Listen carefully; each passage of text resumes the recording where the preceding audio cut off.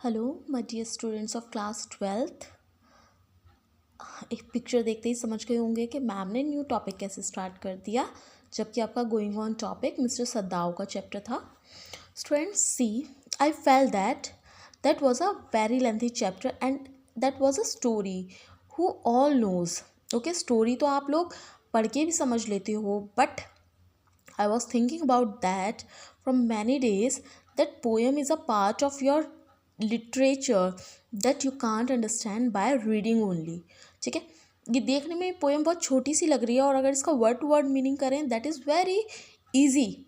May be in your words it's very easy, but अब जब मैं आपको समझाऊंगी तब आप ये सोचेंगे कि हमने इस पोएम में इतना कुछ मिस कर दिया और इतना सब कुछ था इस पोएम में।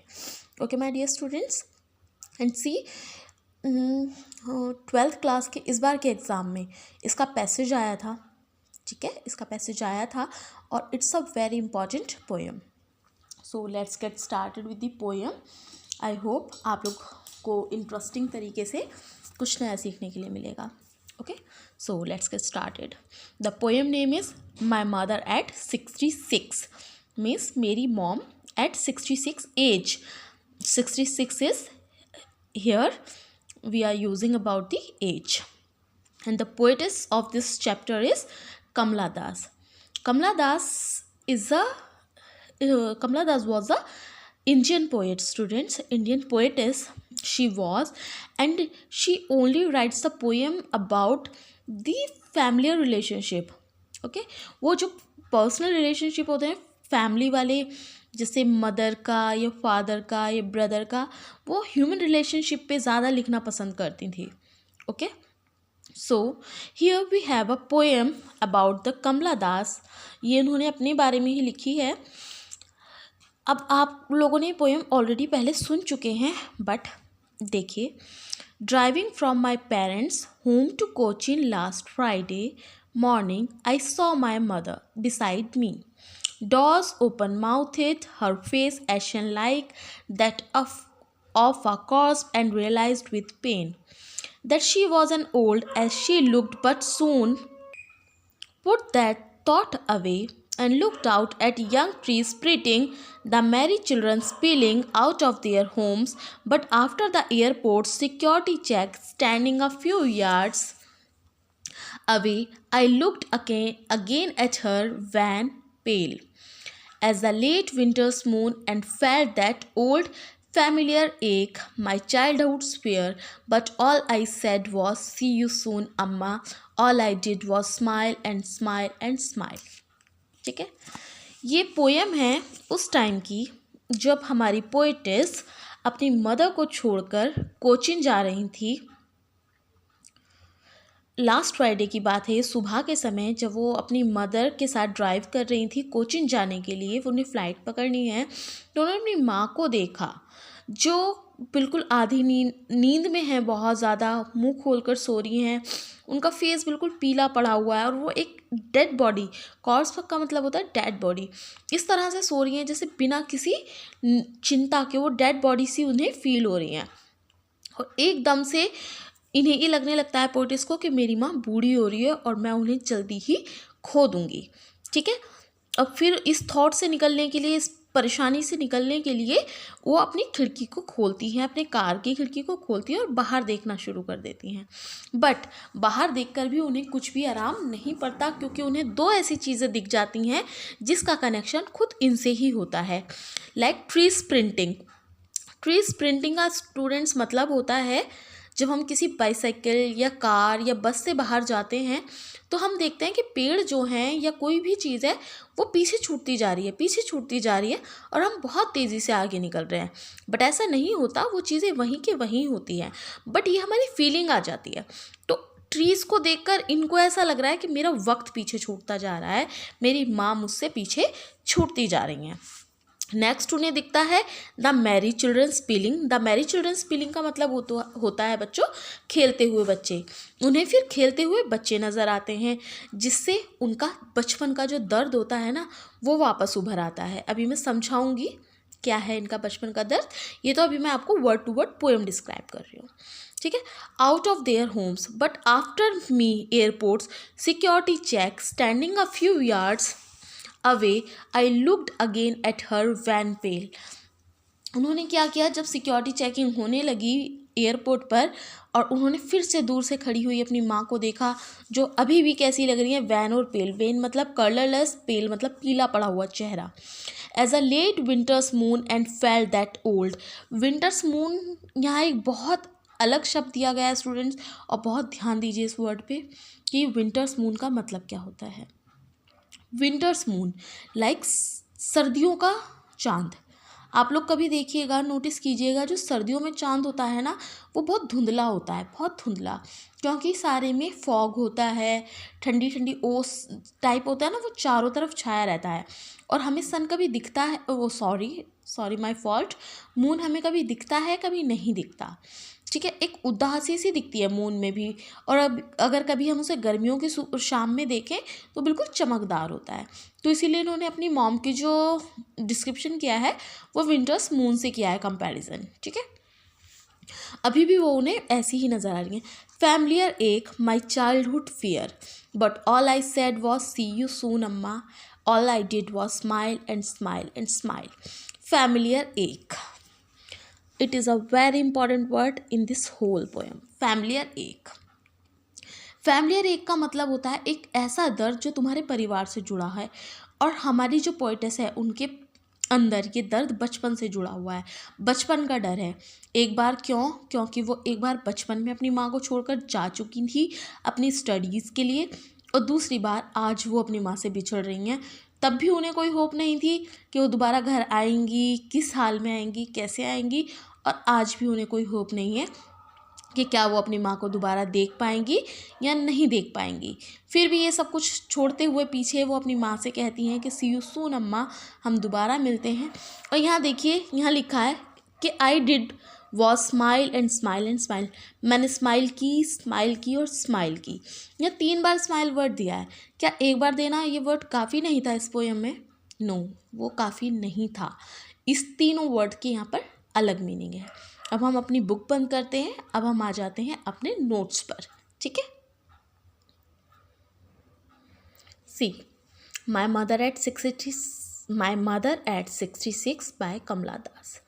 सबसे पहले इस पूरी पोएम में जो सबसे ज़्यादा दिखाया गया है वो है फियर ऑफ सेपरेशन, बिछड़ने का डर, ठीक है। कमला दास पोएटिस ने अपने फियर ऑफ सेपरेशन को हमें दिखाया है इस पूरी पोएम में। उन्हें ये फियर ऑफ सेपरेशन 2 बार झेलना पड़ा, एक बार चाइल्डहुड में, दूसरा जब वो बड़ी हुई, ग्रोन अप। चाइल्डहुड में वो अपने घर को छोड़कर, अपनी अम्मा को छोड़कर गई थी for the studies sake, and now she is going for her marriage purpose sake, और आई डोंट नो अब उन्हें फिर से बिछड़ना पड़ रहा है, ठीक है।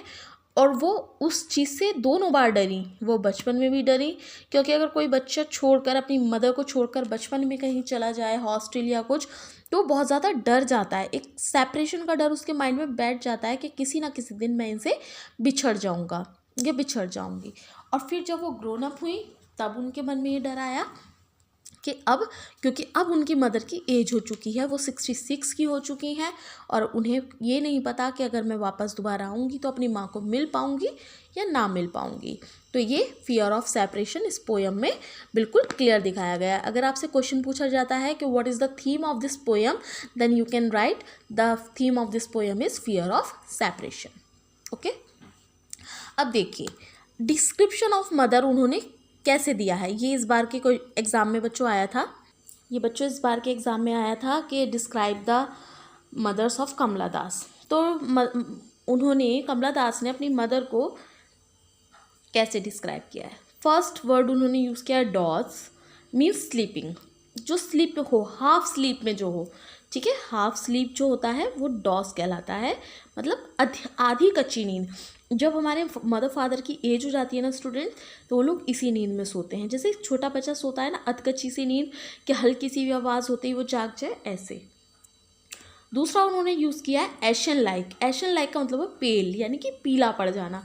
जब हम लोग यंग रहते हैं तो हमारी स्किन में ब्लड दिखाई देता है, हम लोगों के चीक्स और हमारा फेस जो होता है वो रेडिश रेडिश दिखाई देता है। But when we turn in the old age तो हमारा फेस पीला पड़ने लगता है। ऐसे ही जो कमला दास की मदर हैं उनका फेस भी पेल हो गया है, एशन लाइक। कॉप्स का मतलब होता है student like a dead body. वो इस तरह से लग रही हैं उन्हें अपनी mother like a dead body, जिस तरह से वो सो रही हैं या आराम कर रही हैं।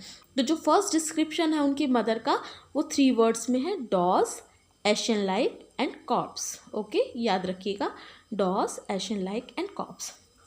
सेकेंड, अब इमेजिनेशन देखिए, हमारी कमला दास जी ने इन सब चीज़ों से पीछा छुड़ाने के लिए खिड़की खोल ली। अपनी मदर को देख के वो डर गई हैं। उन्हें उनकी mother dead body like feel होने लगी है कि मेरी माँ को ये क्या हो गया, वो अचानक इतनी बूढ़ी कैसे हो गई हैं। अब उनकी इमेजिनेशन क्या आती है, उन्होंने ये सब सोचना बंद करने के लिए अपनी कार की विंडो ओपन करी तो उन्हें दिखे मैरी चिल्ड्रन स्पीलिंग और ट्रीज प्रिंटिंग, खेलते हुए बच्चे दिखाई दिए, जिससे उनका जो बचपन का सेपरेशन था ना, ये वाला फियर ऑफ सेपरेशन, ये जाग गया।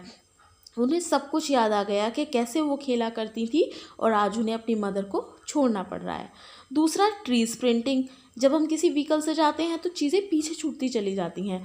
अब उन्हें ट्रीज प्रिंटिंग को देखकर, पेड़ों को देखकर यही याद आ रहा है कि मेरा वक्त पीछे छूटता जा रहा है, जैसे जैसे मैं आगे बढ़ती जा रही हूँ मेरी मॉम मुझसे पीछे छूटती जाएंगी। ओके, उसके बाद वो अपनी माँ को सेकंड टाइम डिस्क्राइब करती हैं। Second description of mother, second description क्या होता है उनका, wan, pale, winter's moon. 3 word use करती हैं वो, पहले भी 3 वर्ड यूज़ करती हैं, डॉस, एशन लाइक और कॉर्प्स, और सेकंड टाइम भी वो दोनों वर्ड यूज़ करती, 3 वर्ड यूज़ करती हैं, वेन, पेल और विंटर्स मून।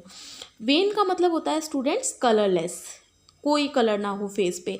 मतलब जब हम यंग रहते हैं तो हमारे फेस पे बहुत सारे उत्साह वाले कलर होते हैं ना, बहुत सारे मीन्स बहुत सारी हमारे फेस पे हैप्पीनेस होती है, पर उनकी मदर का फेस कलरलेस है। क्योंकि अगर कमला दास को सेपरेशन का इतना डर लग रहा है तो ऑब्वियसली उनकी मदर को भी कितना डर लग रहा होगा अपनी डॉटर से सेपरेशन का, तो इसलिए उनका फेस बिल्कुल कलरलेस हो गया है। पेल मतलब वही फेड पड़ जाना, पीला पड़ जाना।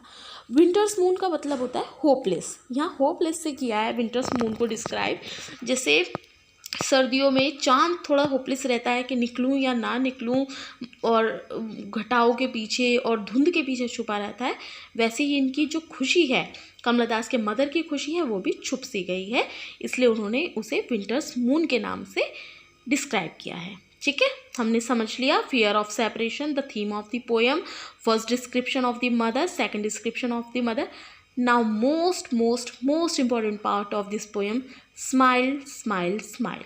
वाई, क्यों यूज हुआ है ये 3 बार smile? It's called parting words, एक ही वर्ड पर मीनिंग अलग। 3 बार कहा हमारी पोइटेस ने स्माइल। पहले स्माइल कहने का उनका मतलब था रियलाइजेशन। उन्हें रियलाइजेशन हो रहा है कि अब उन्हें अपनी मदर को छोड़कर जाना है। इट्स अ ट्रू, ये सच्चाई है जो वो चेंज नहीं कर सकती। उनकी मदर 66 की हो गई हैं, ये उन्हें रियलाइज़ हो चुका है, इसे वो चेंज नहीं कर सकती। सेकंड स्माइल है ब्रेव फ्रंट। वो अपनी माँ को खुश होकर दिखा रही हैं, वो उन्हें हंस के दिखा रही हैं, बहादुर बनकर दिखा रही हैं, बट अंदर से उनके मन में बहुत ज़्यादा डर है अपनी मदर को खोने का। थर्ड स्माइल उन्होंने की है hope to see her mother next time. अपनी माँ को दोबारा देख पाने की होप में उन्होंने स्माइल की है। स्टूडेंट्स, बहुत ज़्यादा पूछा जाते हैं इस टाइप के क्वेश्चन एग्ज़ाम्स में। आई नो 1-1 नंबर के क्वेश्चन हैं, बट हमेशा मार्क्स लाने के लिए हमें नहीं पढ़ना है, हमें कुछ सीखने के लिए पढ़ना है। अगर कल को आपको यही पोएम किसी और को डिस्क्राइब करनी पड़े तो आप लोग बिना बुक उठाए उसे डिस्क्राइब कर दें। It's my wish only. ठीक है, मैं हमेशा यही विश चाहती हूँ कि जिस भी स्टूडेंट को अगर मैं एक सिंगल पोएम भी पढ़ाऊँ तो उसे लाइफ टाइम याद रहे। It's my hope only. ठीक है, तो ये 3 बार स्माइल वर्ड। पहला, स्माइल फॉर द रियलाइजेशन कि उन्होंने क्या छोड़ दिया पीछे, क्या खो रहा है उनसे। दूसरा, अपनी माँ के सामने ब्रेव बनने का नाटक करने के लिए स्माइल कर रही हैं। Third, hope to see her mother in the next time. I hope आप लोगों को ये पोएम समझ में आई होगी और आप लोगों ने इसे बहुत अच्छे से अपने माइंड में बिठा लिया होगा। अगर एग्ज़ाम में इसमें से कोई भी क्वेश्चन आता है तो आई होप आप लोग इसे बहुत अच्छे से अटैम्प्ट करेंगे, और कहीं भी कोई भी प्रॉब्लम आने से पहले आप एक बार मुझसे डिस्कस कर लीजिएगा कि मैम हमें ये समझ नहीं आया, ये इस वर्ड का मतलब क्या है। एक बच्चों मतलब था ना उसमें फैमिलियर एक वर्ड आपने एक वर्ड यूज़ हुआ उसमें फैमिलियर एक का मतलब होता है बचपन का या फैमिली से मिला हुआ एक दर्द। उन्हें बचपन से ही डर था अपनी मदर से सेपरेशन का, ठीक है। वो चाइल्ड जो फैमिलियर एक का मतलब है यही है कि फैमिली से मिला हुआ दर्द या बचपन का कोई दर्द, जो ये था कि वो बचपन में भी एक बार अपनी माँ से सेपरेट हुई थी, ठीक है students. So now take care and bye bye, I am just ending my video, take care.